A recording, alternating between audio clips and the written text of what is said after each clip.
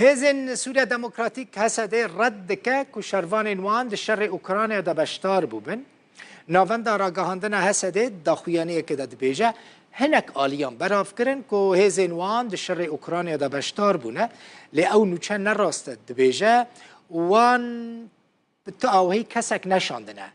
اوکراینیا هسده گوت او لدروی آخا سوری شر ناکن و هزن وان تو گرینگیه که جی نادن شر كل الدربي سوري تشيدبه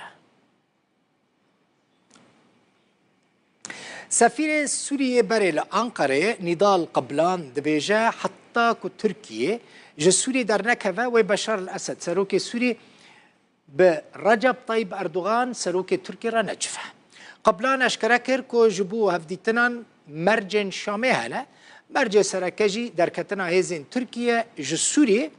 و لسروی کیجی گوتو بیش چه نابه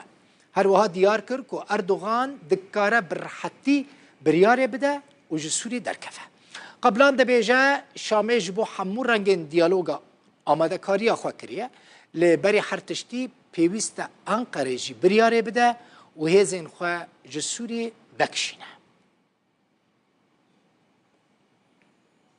وزیر درویه اردن ایمن صفدی گوت قاچاقچیتیا ماده هشبر جسوری جبو اردن نهاتیه راوستاندن و قاچاقچیتی بردوامه صفدی گوت اردن دو سال در باسبوی ده دست دانی سر 65 میلیون حبن کپتاگون مخدر وزیر درویه اردن اشکره کرد که اوه به هر آواهی کار بکن جبو که ریل بر بازرگانی بگرن و سینور خواه به تندی بپارزن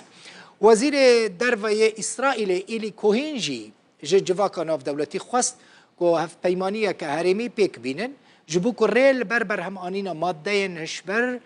لسوری و قاچاقچیتیه و بگرن